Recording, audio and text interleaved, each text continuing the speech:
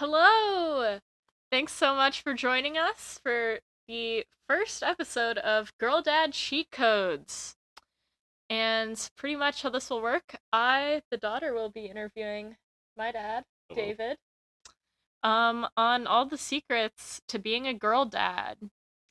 And for this episode, fittingly, as the first one, we'll be discussing time from conception through the ultrasound. So you haven't even had the kid yet, but um what steps can you already be taking to make sure you're the best girl dad possible?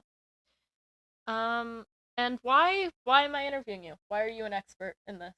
I've been a girl dad survivor for about 24 years. I have two daughters, one 19, one 23, 24.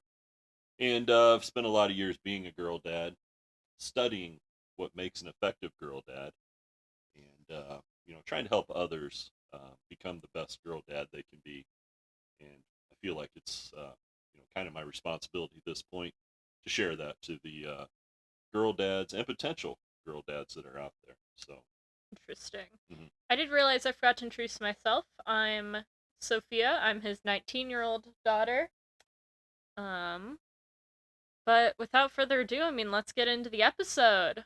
Uh when when should a potential father start thinking about, he might have a girl, Mhm. Mhm. and like when does that process start? Early on, you're going to want to start to, I guess, deal with the reality that there's a possibility there could be a girl happening here. From what I understand, it's about 50-50. And based on that, you have to mentally prepare that, hey, this could be a girl. I might not get a boy out of this deal.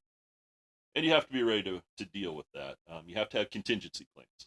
You don't want to be caught off guard with this because if you just go through it thinking, hey, everything's going to be awesome and I'm going to have a boy, that time could come where you're disappointed. So you got to be ready for a girl in case that's what happens. And the earlier you can start mentally preparing for that possibility, the better off you're going to be. And correct me if I'm wrong, but you seem to think having a girl is the worst possible outcome. I mean, as a father, As you my father. you go into this picturing your child, and Mm-hmm. you're going to picture them in your likeness. Mm-hmm. And I was not a girl. Therefore, I pictured a baby coming into this world wearing a ball glove, holding a football in the other hand, and wanted to go fishing. That's not what happened. Not even close to what happened. So I had to be prepared for this because that child in my image was not what came out, and I had to deal with that reality. And I think that's a reality that you don't think about until it's really at your doorstep. So that's why I want to help other girls' dads Mm-hmm. so that they understand that, hey, this coin flip might not go your way. You may end up with a daughter. You may end up with two. And you don't want to go into that without a plan. You really need to be mentally prepared for this, have set up what will I do if things don't go my way. You are correct. I can't find many good studies or sources on this, but from what I have seen, the majority of men do want sons, which is understandable It's to normal. some degree. I Yeah. think most women probably want girls. That's like the cliche. I mean, doesn't it make sense? It does. It does. You want something in your image, Um, a mini me that you're raising. uh, so let's start at the beginning. Pregnancy test comes Mm-hmm. back. Yep. Yep. What does this look? What should this look like? Well, this is an exciting time. Mm-hmm. Hopefully, you were planning this, or at least okay with becoming pregnant. You go to the store, you buy the test. Probably going to want to buy two. If you buy a single pack and it comes back positive or negative, you're like, should we go get another one? Have the second one there right now. So you can do it twice just to know for sure that, hey, this is a for real deal. And, you know, as a man, you don't have a lot to do with the whole pregnancy test. It's your time to maybe sit on the couch, put on a ball game, crack open a beer because you're probably going to want that. How long does this And process take? I'm not sure anymore. Now, 19 years ago, I can tell you that you pee on the stick, you set it there for 3, 6, 8, 10 minutes, and we nervously wait to see if there was one line Okay. or two lines or negative or positive. I forget how it went, but I do know there was some time involved. And I'm sure they're faster now. Technology's different. But at that time, that's what you did. I'm So, seeing 1 to 5 yeah, minutes one to now. five minutes. I think kind of like a COVID test. You remember Mhm. taking those? The positives seem to show up quicker. Yeah, And because you're so, looking for anyway, something that isn't there. Yeah. so I can remember that being a nervous time. Now, as the father, potential father, your job is to be supportive in this because she may have really, really been wanting a child. She may have really been like on the fence about it and nervous that, oh my God, I'm pregnant. I'm not ready for this. Got to be supportive. And being supportive is going to be a constant theme throughout the pregnancy, actually, because it's a lot on her. It's really nothing on the man. I mean, other than, maybe doing a few more chores, um, you're not doing any of it. So there's a few key times where it's important what you do and what your actions are. First one's pregnancy test. You want to be there and you want to be supportive, positive or negative. In our case, it was very positive. We wanted to have a baby, had a baby. Mhm. And, as far as, like I said, my job was pretty simple. As the potential dad, and unfortunately, as we know, girl dad now, um, it was something that I just wanted to be supportive, whether it came back positive or negative, and just to make sure that she knew I was happy with whatever happened. If it was negative, I was willing to get in there and give it another shot. So, that's That's my what I want job. to hear. Yep, yep. So anyway, I really think though the man's job is just supportive in that. Make sure she's comfortable and that you're supporting no matter what comes back. Mhm. So, how now that it's come back yeah, it's come back positive. Yeah. You're having this baby. Hmm. How how are your perspectives different, like for the mom versus the dad, maybe? Well, you get the test back, it's positive. This is real now. Mhm. So, and as I said, we were kind of talking about the child in your image Mhm. because ever since, well, let's just take you for instance. Ever since you were a little girl, you had a dolly. You had dolls that you played with. Mhm. You dressed them up. You fed them. You danced with them. You did all those things. Mhm. So in her mind, she's probably going to have this cute little girl she can put in a pink dress, Mhm. put ribbons and do her hair, maybe play with makeup, um, do dancing, tumbling, whatever it is girls do. All the things that girls do. So for a boy, it's totally different. Okay. As soon as you find out she's pregnant, you're just started to picture the winning quarterback for your college football team. You've emailed the You coach. thought you were gonna make a college football Hey, player? there was a chance. You never know. So you're emailing the coaches. You're letting them know, hey, 18 years from now, I got your boy right here Interesting. because you pictured it. You already know, hey, this one's going to be even better than I was. And so you're looking at point guard. You're thinking fishing buddy. I didn't get fishing buddy, but you're thinking fishing buddy. You're thinking a partner to restore a Mustang with. You're thinking of all these things. He's going to be strong and handsome like you are. You're thinking of all these things that your little boy is going to do. And, it's a different vision than the wife has. Mhm. So I think that's where you both want a happy, healthy child, Mhm. but you both want one just like you. Only one of you is going to get what you want. I guess I should clarify this, talking a lot about, like, very tropish kind of stereotype girl versus boy, Mm-hmm. which is the case a lot of the time with little kids. That's why stereotypes are what they are. In many cases, yes. Mm-hmm. But then you have like my sister who is like a total tomboy. Not total, but yeah. I mean, she was the first one, so Mhm. I got to try to do boy stuff with her. And she was not a boy, obviously. She doesn't really act like one. No. But she was the one that I would go into the yard with, play soccer, kind of Mhm. roughhouse around with, try to get her to watch baseball, try to get her to watch football. So, I mean, it's a different thing. Yeah. I tried to do things, and then I kind of, with you, I gave up on that because I knew early on there was no interest in that. You know, um, when when you come into, is it going to be a boy? Is it going to Mhm. be a girl? Again, you're in your image. You're thinking of the names. I had all kinds of good names picked out for a boy, good strong names like you know, Axel, Magnus. Um, you know, Thank gosh she never had a boy. names that demand respect. Strong. Interesting. Yeah. Congratulations, it's a girl. I That's all out the I window. just thought that, was worth saying. Like, obviously, this isn't every case. Not every Mm-hmm. dad even wants a boy. Most of the time, though, this is, it's a generalization. It's got to be a huge percentage, I would say. Yeah, yeah.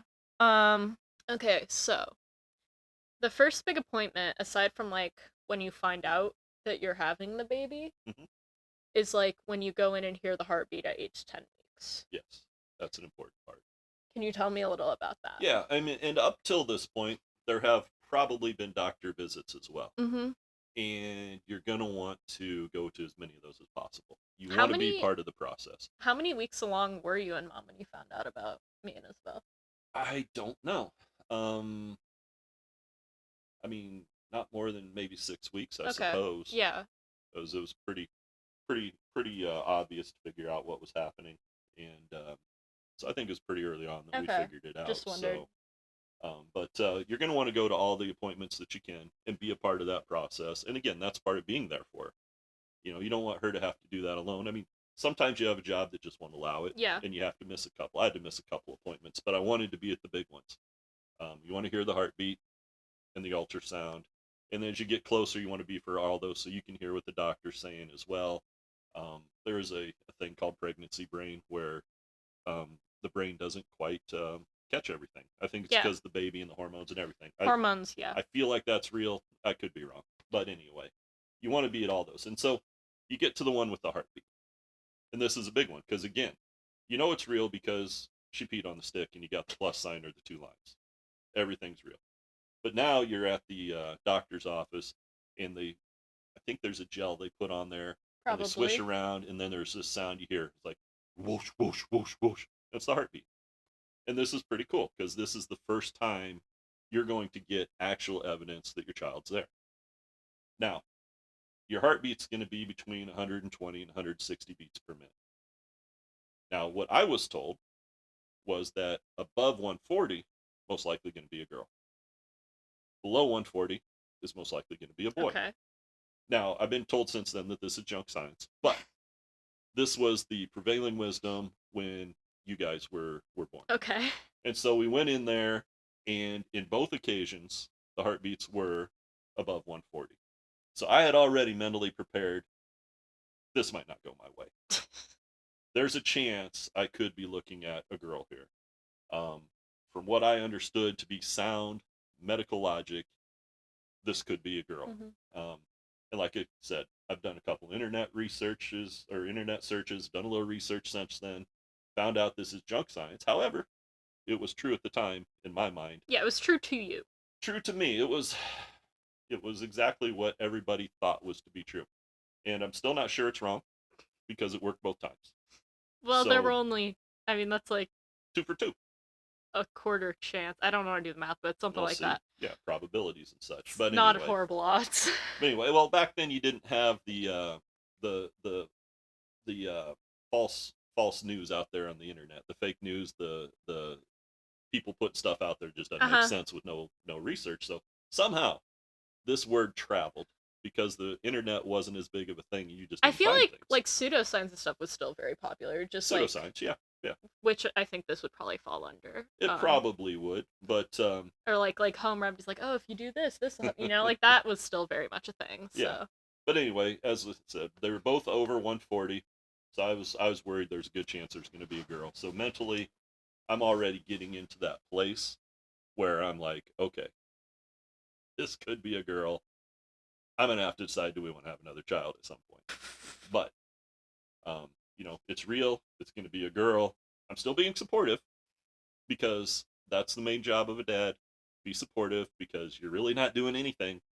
You're just there and maybe driving to a doctor's office, grabbing groceries and things a little more. So anyway, um, it's a point where probably the two of you are the only ones that know about this too, mhm. because you wait. I don't know how long. I think it's a trimester Yeah, at it's at least least. 3, 4 months in before you Yeah. start telling people that, hey, we're gonna have a baby. Yeah. So now you've got this secret you got to keep. You don't tell family, you don't tell friends. The D1 coaches in the area, they still know there's a chance I might have a boy Yeah. on the way. Yeah. Might have a point guard, might have a pitcher, might have a quarterback coming. They're still aware of this. The emails are out there Sure. because, but nobody else knows at this time. And you're kind of looking at the local schools, seeing which ones would be the best for the sports programs for your boy. Sure. Checking out, what do their batting cages look like? Yeah. What do they have for a weightlifting room? These are all Yeah. the things that you're wanting to do as a dad, just to make sure that when the time comes you have a boy, hey, we're set to hit the ground running. And so you're doing these things behind the scene without really telling anybody anything. But all this time, the baby's growing, the baby's developing. The wife's doing great. She's a trooper through it all because she has no idea what to expect. And this has to be a very, I guess, nervous time for her Mhm. because um, something's happening to her body that she's never experienced. And at some point, it's coming out. Yeah. And to me, I don't even know how you deal with that mentally, but that's something else altogether. But anyway, going to those heartbeat meetings or appointment, going to all the appointments, and keeping in mind, where's this child gonna, how the dreams are alive. Where are they gonna go to school? Who are they gonna play for? Is my boat big enough for both of us? Do I need a bigger boat? I mean, these are the kind of things you got to think about while you're still thinking there's a chance it could be a boy, even though the heartbeat came back. It's not looking good by the pseudoscience that I'm working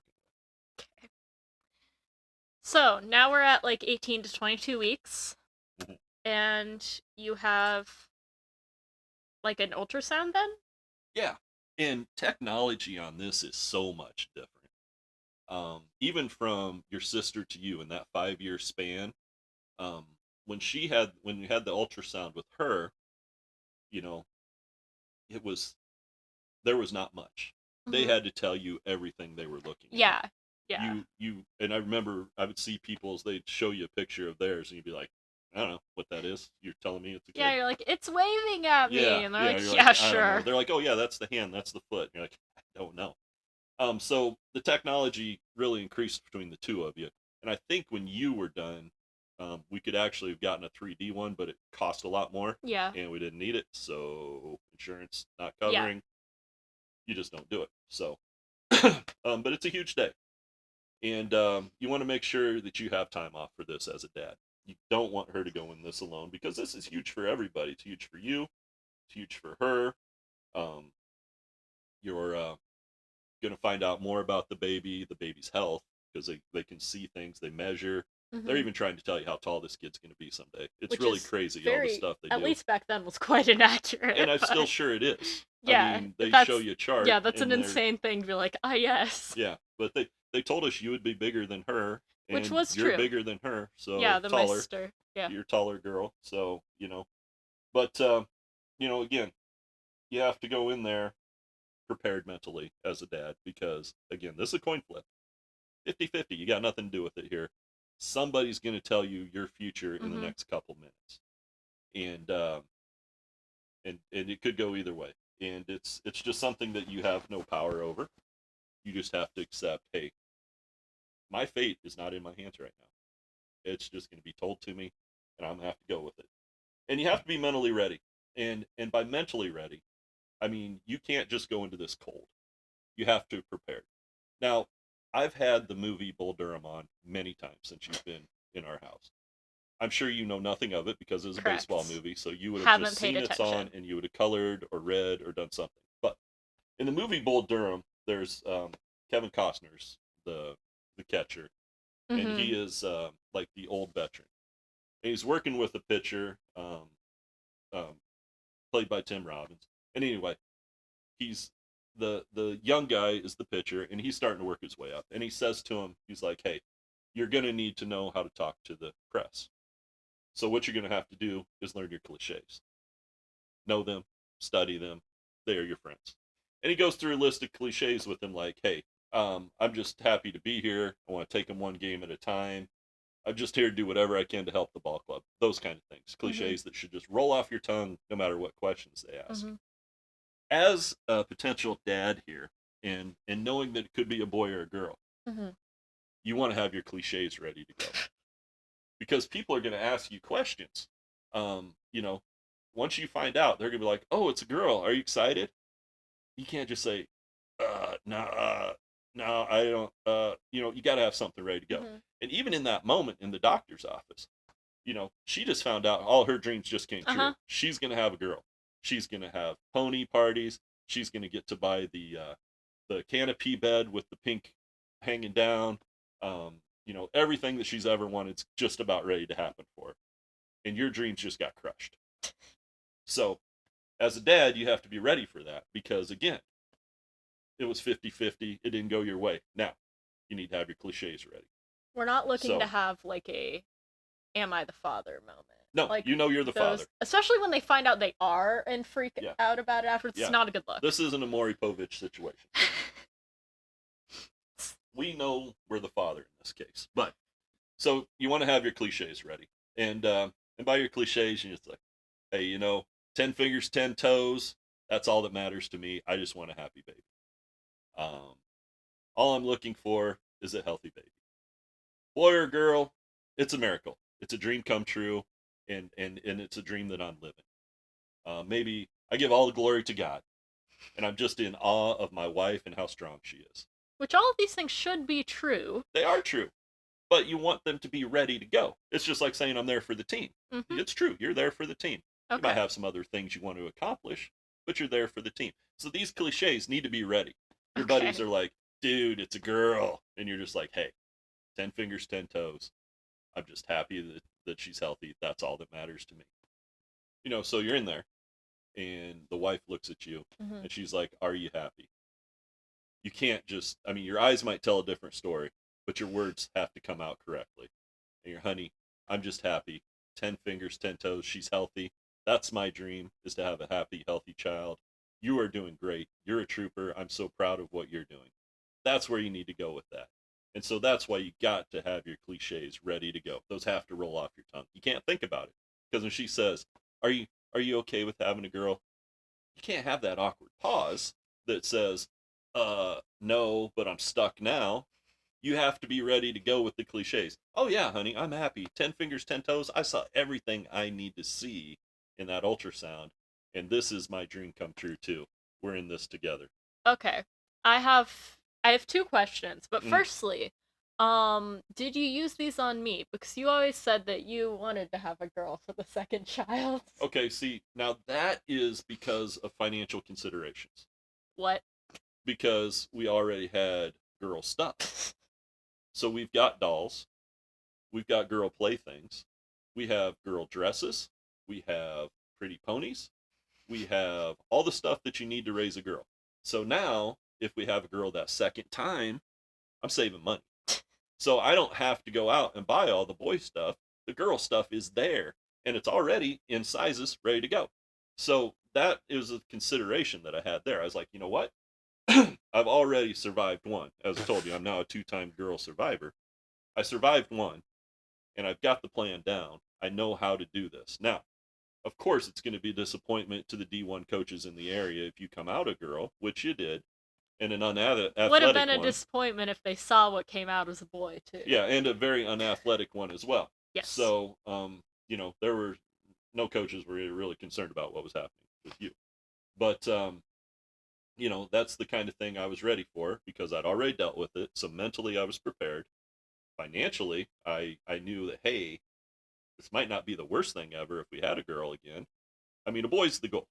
It's always the goal. But Great. I was happy enough to have a girl the second time because I've been through it. I've fought the dragon and I've won, and now I can go on that adventure again if I have to, and that's where I ended up. All right. Finally, there is a third option here, because some families wait to find out the gender until the baby's Oh, born. okay. So, can you tell me a little bit about that, or Boy, why you didn't decide I think that would be so rough. that? Um, I know one of my friend's parents did this, and she said that her mom said it was the best surprise ever, but she also only had girls. There you go. There you go. Ask the dad. Ask the dad, was this the best surprise ever? Because he may have other thoughts. And I don't. I know people do that. Some hmm people will do that. It was nothing. We both wanted to know each time because of that preparation. Yeah. Have the little girl stuff when you come home. Unfortunately, not have any boy stuff when you come home. I do think it would be But hard for like baby showers and whatnot. extremely difficult. And that's another thing too, because I know I think your mom's been invited to hmm showers where they didn't know. Yeah. And it becomes so generic, Yeah. and I It's mean like it's not a problem. yeah, like at the end of the day, the baby's not remembering any of it. No, It doesn't really no, matter if no, you put a boy in a pink onesie, no. but Throw some bibbers on her. yeah, Throw bibbers on your little girl. You wore bibbers when you were I little. did. We threw them on you. I always thought that was cute. But yeah, we always wanted to know what it was going to be so that we were prepared and that we could get things set for. And again, your mom won the lottery on that. She got the girls, and so mentally, I had a few months to prepare for what was coming, and I didn't have to just get that sprung on me with all the emotions of having a baby. Is my wife okay? Is the baby okay? hmm Oh my God, it's a girl now. What do I do? I didn't have to have that all hit me at one time. So I got to deal with it's a girl first, and then get to the whole stress of the birth itself. I know one of my friends' siblings had a preemie Mm-hmm. baby, and what they usually did when they had a kid, they would wait to find out, and then the husband would see the baby and tell her the gender. Oh, that's interesting. However, this baby, thankfully, the baby's safe and healthy now, but it was very premature. He's Yeah, like, I still don't know. I thought that was kind of that's funny. Just an interesting. anecdote. That's interesting. No, I really wanted to know. Your mom hmm wanted to know. We wanted to. I mean, it didn't matter except for I was able to mentally prepare for the two girl surprise that I got. But other than that, I mean, it was just good to know for you know grandparents to buy Yeah. stuff. They wanted to buy stereotypes again. They're going to want to buy cute little flowery stuff hmm for a girl. If it's a boy, it's going to have a truck on it or a tractor, or fish or baseball bats. So Baby girl clothes are so much cuter. they are Side cuter. note. That is a thing. It is much more fun, I think, to shop for a little girl. I used to buy you guys stuff, hmm and I grew into the fact I've got girls, I've got to deal with it, and let's move forward in a positive manner. And I did that. I feel like I've been somewhat successful at this because I do have, two girls that are, you know, somewhat well adjusted into life, becoming adults. Thanks. Um, so I feel like I had some part of that. Not much. I think you guys do most of it yourselves, but being there, being supportive, being accepting, hmm being, just somebody that is there for your daughters, being there for your wife. That's the job of Yeah. dad, and that's what I've tried to do, and hopefully it came across that way. But in this little episode, I want to help girl hmm dads be Yeah. there for their I was gonna wives say, and for their girls. just to conclude, is Hmm. there hope? Is all hope lost when you find out you have a girl? Has your life for the past 24 years just been spiraling downhill? It has not. It's been okay. Um, you know, I've dealt with what's happened. I have, accepted this is my life and that I have two girls. Like I said, a lot of the dreams died, which is fine. Are there new dreams? Um, Not really. Great. At this point, it's just to have productive members of society that, I don't have to give money to. Great. That's really, as you get to this stage of being a parent, you just want them to be able to take care of themselves and be on their own and be able to take care of themselves. So we're well on the way to doing that, I think. But there is hope for other girl dads out there. They just need to, maybe tune into the girl cheat codes that we're going to put out there for other steps along the way, because we're going to have a lot of help in different stages of being Okay. a girl dad. It doesn't stop right now when you found out it's a girl. There are a lot of things you got to prepare for, and some are obvious and some aren't that obvious. But it's just things that you have to say, okay, I'm a girl dad now. I have to follow the procedures. I have to do what I can to put them in the best position to succeed in life. And as a girl dad, that's what you have to do at this point. The cards have been dealt. You got to play the hand. Okay. I think that's a good spot to wrap this up. All right. Um, Thanks to everyone for tuning in. Make sure to, like, subscribe, share this with other girl dads. Potential girl dads. Yeah, I other mean, anybody, prospective girl anybody dads. that's has a pregnant wife, girlfriend, fiance. Hey, it's time to start thinking about Yeah, this I mean, and prepare. if you're having a kid, you should probably be okay with Hmm. either side of the coin flip. Yeah, but you got to be prepared. And that's Yeah. where girl dad cheat codes are going to Yeah, come in like to help. you need to prepare for that. So, okay, but without I think that's it. So, All right. Well, see thank ya. you.